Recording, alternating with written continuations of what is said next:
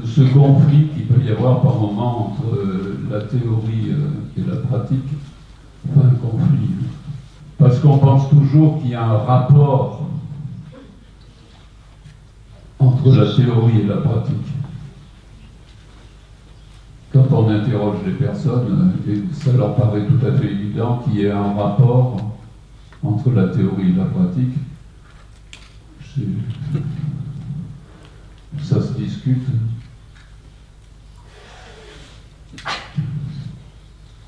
C'est peut-être d'ailleurs plus intéressant d'entendre la relation entre pratique et théorie comme étant marquée par un non-rapport.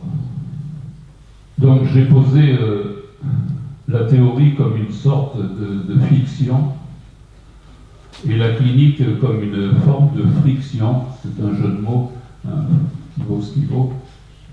Par contre, vous voyez qu'il y a un air qui s'est glissé là.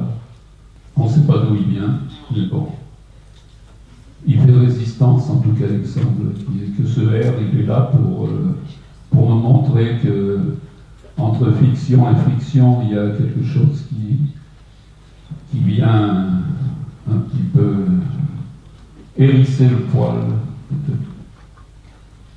Et en préparant cet exposé, je me suis souvenu d'un patient qui avait répondu à un psychiatre quand j'étais stagiaire d'ailleurs, c'est un psychiatre qui travaille maintenant par ici, je crois. Et le patient avait répondu au psychiatre quand il lui a demandé comment ça allait. Il lui a dit en théorie ça va. En théorie ça va, ça veut dire que ça introduisait une sorte d'écart entre le souci de donner, je suppose, à son médecin la satisfaction qu'il attendait, disons un satisfecit.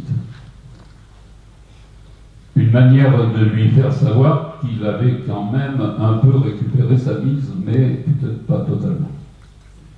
En théorie, donc, dit-il, ça va. Il y a un autre souvenir qui m'est venu, c'est quand je suis arrivé, j'étais éducateur au centre hospitalier d'Arles en pédopsychiatrie il y a très très longtemps. Et je suis arrivé, j'étais éducateur, et il y avait d'autres personnes avec moi, et qu'on appelait à l'époque les spécialistes de la relation, ou les techniciens de la relation, éducateurs spécialisés. C'était dans un hôpital rural, et là il y avait des femmes qui, pour la plupart, n'avaient pas de diplôme, et qui s'occupaient très bien des enfants. Des enfants autistes s'en occupaient très très bien. Et quand on est arrivé, je me souviens, il y avait une aide-soignante, bon, elle était diplômée, mais elle a dit aux autres, c'est les Parisiens qui débarquent. Vous voyez, c'était impressionnant, parce que, en plus, je n'avais jamais mis les pieds à Paris.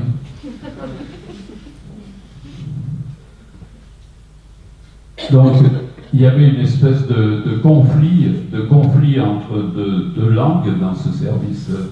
Un peu, on pourrait reprendre le conflit qu'il y avait peut-être entre la langue d'Oc et la langue d'Oïl.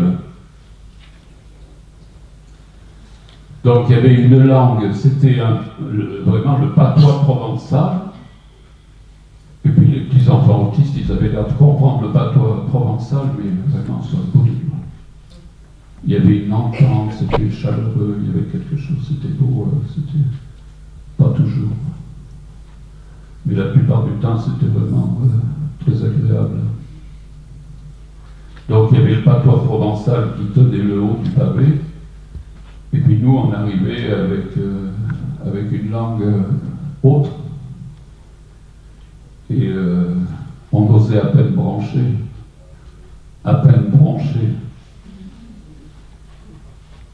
Et il y avait une psychanalyste aussi qui avait une langue incroyable, avec des mots, moi je ne connaissais pas encore du tout la psychanalyse, des mots magnifiques, des expressions recherchées, psychanalyste. Elle intervenait de temps en temps, et je me souviens qu'il y a un enfant qui était monté la voir, et il était redescendu émerveillé en disant je viens de voir Mireille Mathieu.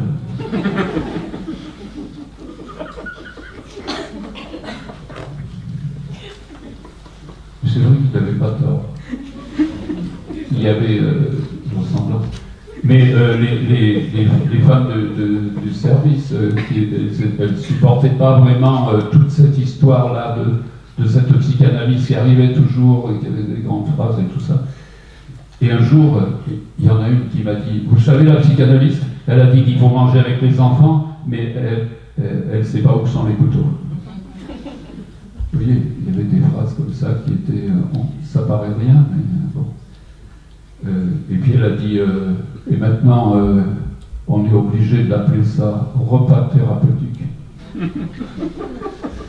Parce que si c'est pas un repas thérapeutique, on n'a pas le droit de manger avec les enfants.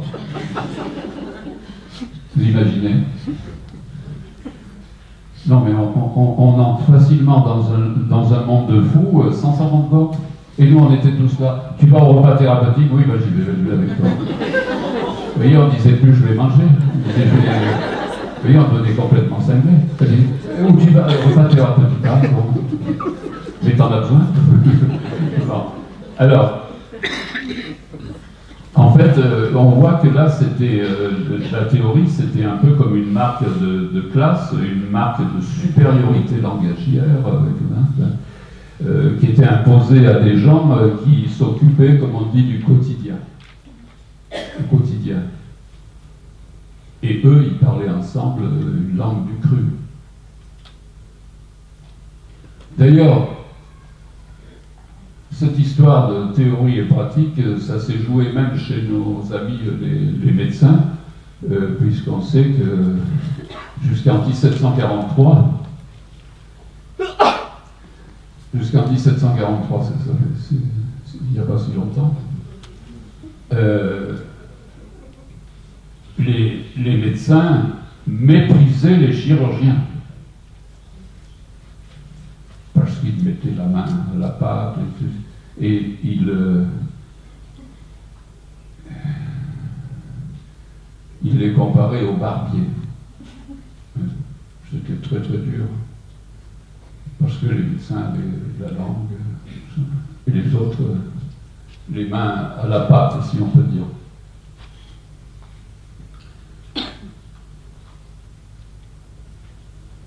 Donc, j'ai l'impression que ça a posé un petit peu une différence qu'on pouvait entendre un peu comme ça en filigrane, où il y aurait la langue du père, celui qui fiche rien, parce qu'il y avait ça, et la langue maternelle qui est là, avec les enfants, qui fait le ménage, qui nettoie, qui fait à manger, qui faut travailler. Il y avait, la théorie, faire de la théorie, c'était, il me semble qu'à des moments, c'était un petit peu entendu comme un acte de domination. Donc, dans ces situations-là, on voit que la théorie, elle est considérée comme un objet, un peu comme... Et on peut se poser des questions par rapport à la place, au statut de cet objet. Donc j'ai essayé d'en repérer 2-3, mais il doit y en avoir plein d'autres. Je ne voulais pas non plus abuser de la chance que j'avais de m'exprimer. Donc, j'ai pensé à ce qu'on pourrait appeler la théorie fétiche.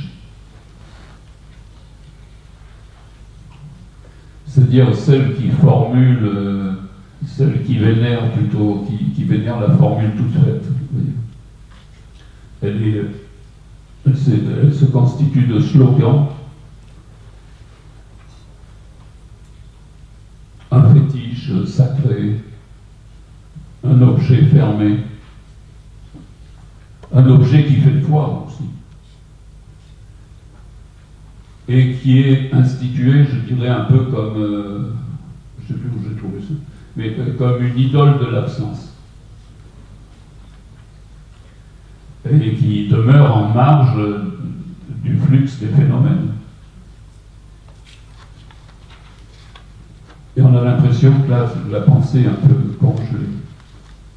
Et des fois, ça fait froid dans le dos un peu.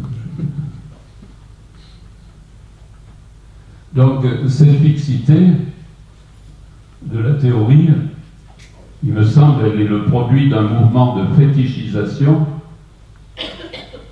qui, souvent, dans les institutions, fait taire tout projet émancipateur, tout mouvement de défétichisation.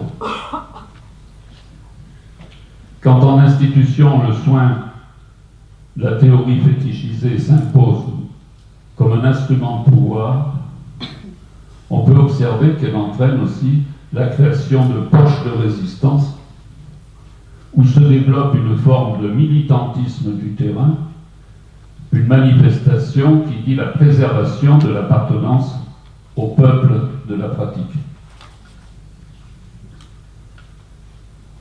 D'ailleurs, j'ai retrouvé ce sens normatif de la théorie dans une définition qu'on trouve en 1859, où le mot théorie signifie groupe de personnes qui font la queue.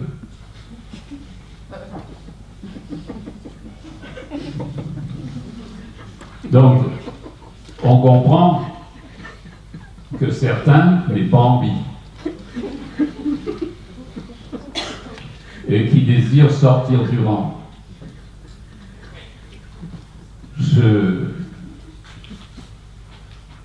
Le problème, c'est que souvent, les projets émancipateurs, y compris les plus sympathiques, ils ont tendance à virer à leur tour, surtout quand ils se réalisent,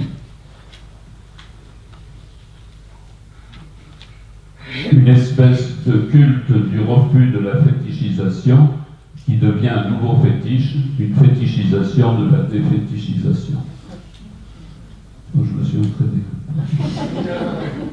Donc, on aboutit alors à une refétichisation d'une nouvelle théorie d'apparence révolutionnaire, mais qui peut s'avérer encore plus fétichiste que la première. Alors, j'ai cherché un petit peu encore ailleurs pour le statut de la théorie, qui est le statut nous-mêmes.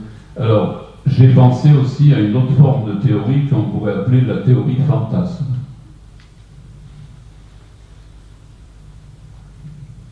C'est-à-dire quand on élabore une théorie à la lunette de son propre fantasme. C'est-à-dire pour qu'elle serve une fin perverse. Donc la source de la théorie ici, ce serait le théâtre privé, ou dans les institutions, le fantasme collectif. Lacan, il différencie bien inconscient collectif et fantasme collectif. Ça n'a rien à voir. Le fantasme collectif, il est constitué de la somme des fantasmes individuels de chacun de ses membres, qui, comme l'a dit Lacan, sont liés en botte comme des asperges. Cette idée de Lacan est beaucoup plus riche que celle d'inconscient collectif, car on peut comprendre que le fantasme collectif n'est jamais écrit à l'avance, qu'il n'est pas historique, mais qu'il se construit petit à petit. Alors là, on a cette théorie produite par un groupe qui peut être entendue comme une construction fantasmatique groupale. C'est d'ailleurs pour ça que ces théories, dans les institutions, ces théories groupales, peuvent surprendre et même parfois conduire au pire, puisque pas mal de théories, on le voit aujourd'hui, peuvent conduire à des horreurs la maltraitance, la prostitution.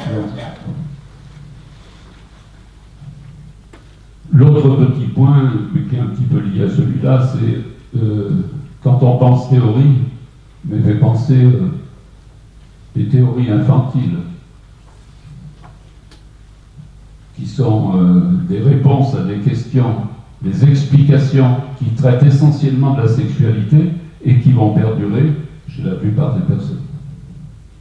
Elles sont facilement repérables dans toute réunion de professionnels, quand on cherche une solution, et surtout quand on prétend mettre au monde une nouvelle pratique sans avoir besoin de nulle intervention extérieure.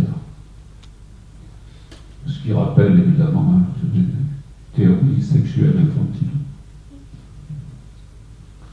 Ce qu'on peut dire, c'est que les membres tiennent à leur théorie comme on tient à sa névrose.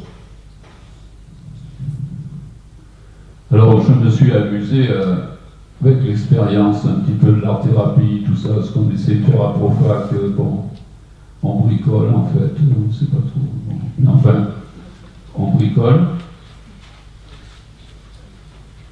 À entendre bricolage, peut-être pas dans le sens péjoratif, mais plus dans Lévi-Strauss, hein, quand il oppose le bricoleur à l'ingénieur, c'est-à-dire on fait, comment on pourrait dire, on fait avec les moyens du bord. Et on essaye de tenir avec ça. Bon, ça tient pas mal. Jusqu'à quand, on ne sait pas. Mais en tout cas, ça tient. Jusqu'à quand on aura tous le droit de tenir, ça on ne sait pas non plus. Mais bon, je ne suis pas là. Donc, j'ai imaginé quelque chose, on pourrait dire, l'art-théorie. L'art trait d'union théorie. Je sais pas que ça vaut, hein, j'ai posté ça hier.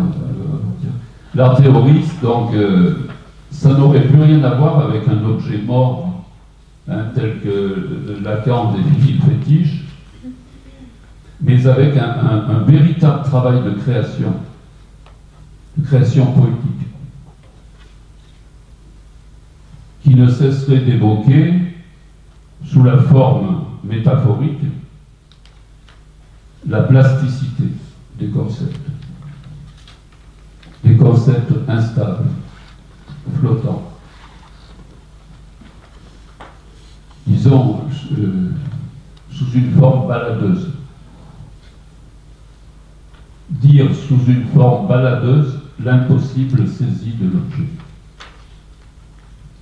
On se balade, on échange, on cherche.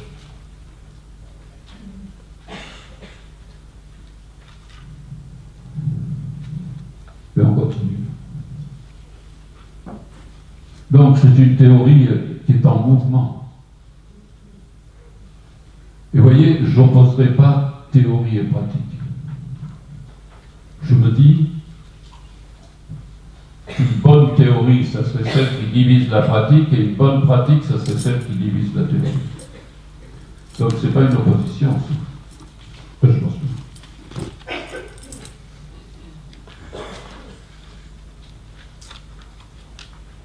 Ils travaillent ensemble à se diviser réciproquement.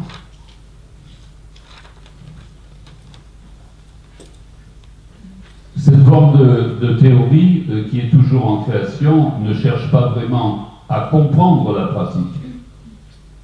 C'est pas la question. Et encore moins à comprendre l'objet produit en art-thérapie.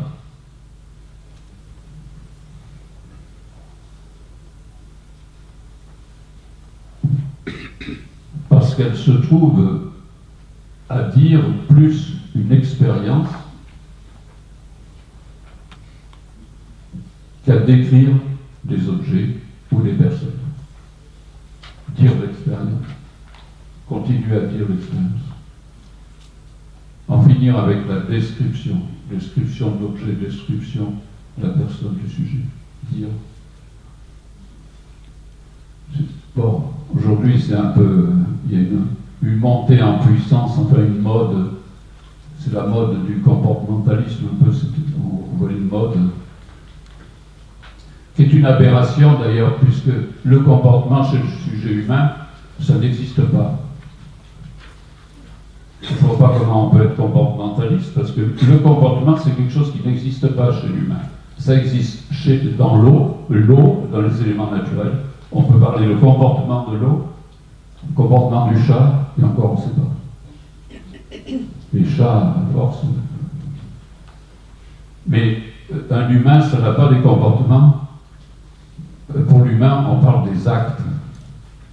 C'est pas du tout pareil. On ne peut pas faire tout un discours là-dessus, mais ça m'est venu hier. C'est complètement fou de parler de comportement chez les humains. C'est complètement... C'est délirant. Un acte.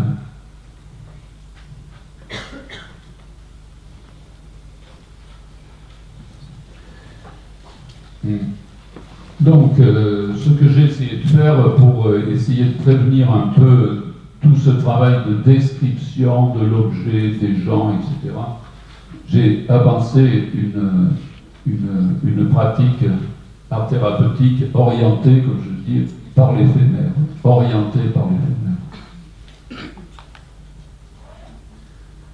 C'est-à-dire que mon idée, je ne sais pas ce que ça va devenir, mais bon, mon idée, c'est de favoriser l'effacement de l'objet devant le sujet plutôt que le contraire.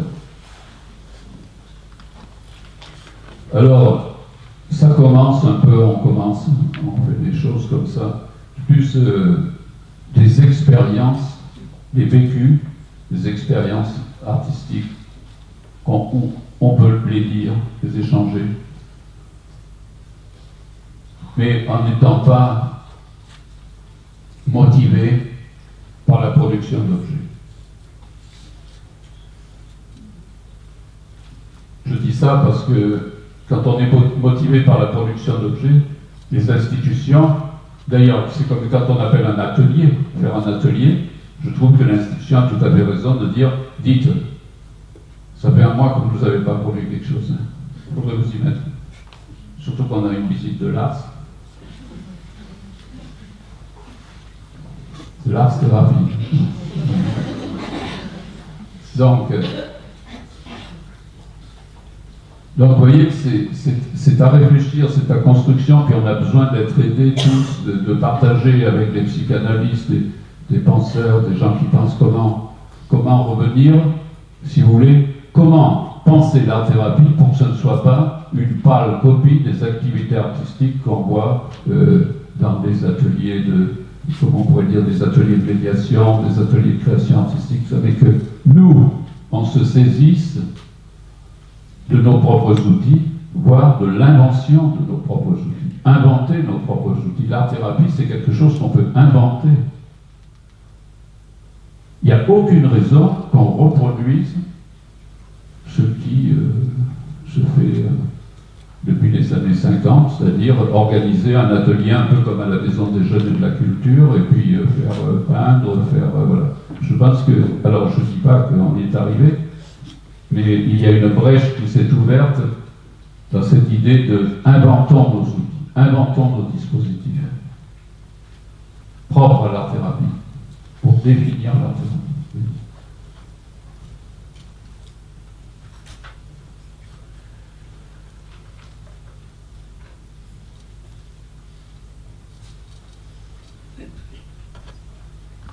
C'est-à-dire plus compter sur l'expérience, le vécu, la rencontre.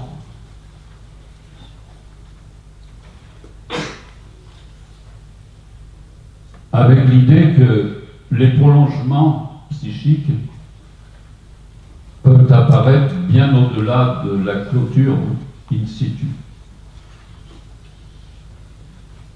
Peuvent peut-être apparaître. Parce que l'art-thérapie a une obligation de moyens, mais elle n'a pas une obligation de résultat. Parce que quand on a une obligation de résultat, on persécute les gens.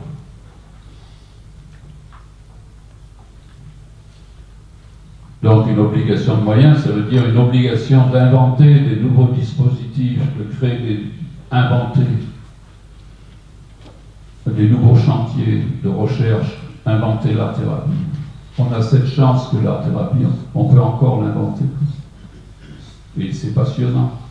Surtout là, on voit qu'il y a beaucoup de jeunes qui s'intéressent à l'art-thérapie. C'est une voie extraordinaire et pas reproduire obligatoirement les petits ateliers.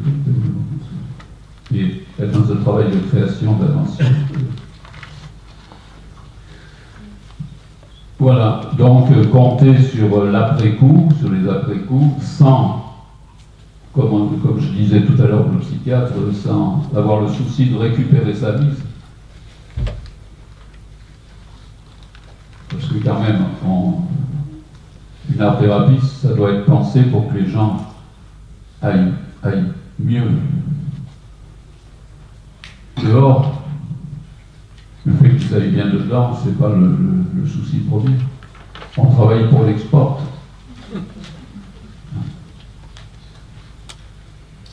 Et voilà, c'est comme à la pêche, hein, on prépare tout, on amorce la veille, on prépare un bon matériel et tout ça, mais avec toutes les précautions, obligations de moyens, il arrive même souvent qu'on rentre bredouille. Voilà, juste pour terminer, comme j'avais pensé une toute petite vignette clinique, comme on dit maintenant, ça me fait rire vignette parce qu'on dirait une petite feuille de vigne, cache-sexe. Mais toute petite vignette. Bon. Alors, voilà, j'ai pensé parce que moi j'aime pas trop raconter ce qui se passe avec. Bon, c'est un peu. Et par contre, il y a une histoire qui m'a frappé, ça date de 3-4 semaines. Vous voyez, je reçois une personne. C'est une personne très vaillante, elle est chauffeur de bus et elle s'était fait un copain dans la société. C'est un copain parce que ça a été le seul sympa qui lui a changé sa roue dans sa voiture, qui a voulu changer sa roue parce que tous les autres rigolaient. Quand elle a été nommée chauffeur de la compagnie, elle est arrivée au hangar, tout le monde se moquait d'elle et lui il a dit « T'en fais pas Mimi, je vais changer ta roue. » Magnifique. Donc lui, il a été courageusement, il a changé la roue et tout ça. Bon, ça a duré parce que les autres, ils crevaient le pneu, lui, il changeait la roue comme ça. C'était un... Vous voyez, il y a quelque chose qui s'était instauré comme ça, qui a noué une belle relation entre eux. Il était vraiment... elle était très belle, cette relation. En plus, elle pensait être un peu voyante, tout ça. Bon, il y a plein de gens qui pensent être voyants comme ça. Et elle lui prévoyait les choses. Elle lui disait, tu vas voir, il va faire quelque chose de bien, toujours des choses bien. Et ils s'entendaient très bien. Et puis un jour, vous savez, alors ce qu'il avait fait, c'est-à-dire qu'il avait l'appartement de fonction. Donc il habitait au-dessus du hangar.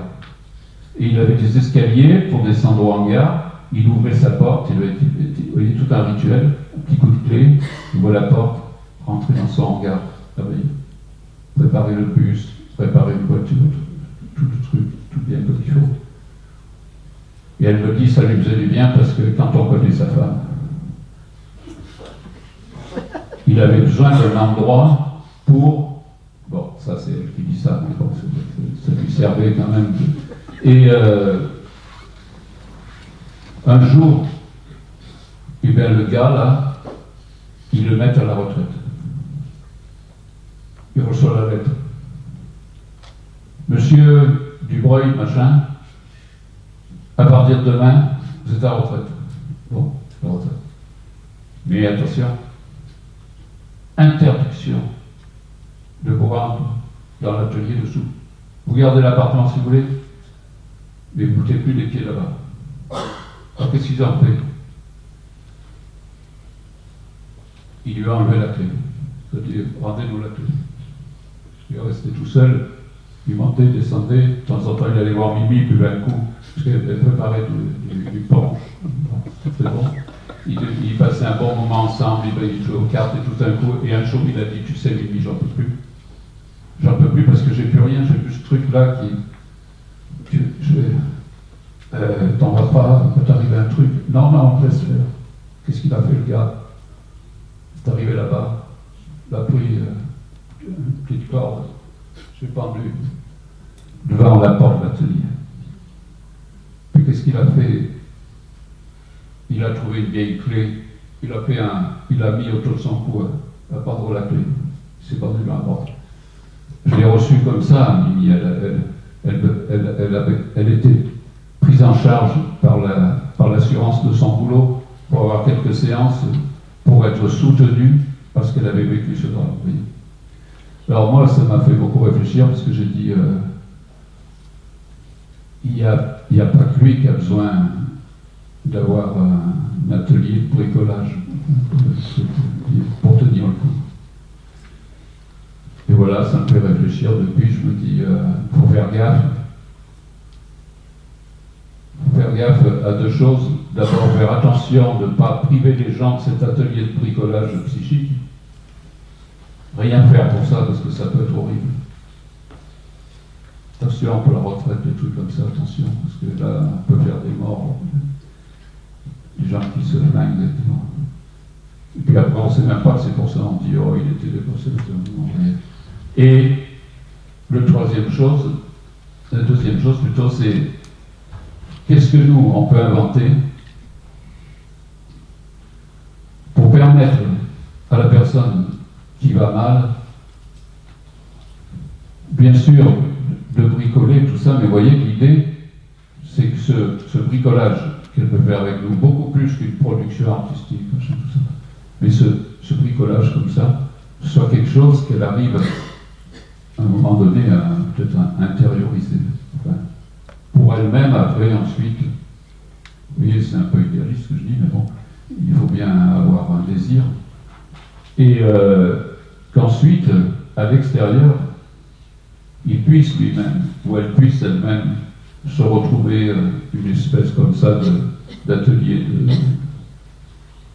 de bricolage qui permettent en même temps, parce que la vie est difficile, on l'a vu là, et qui permettent de tenir le coup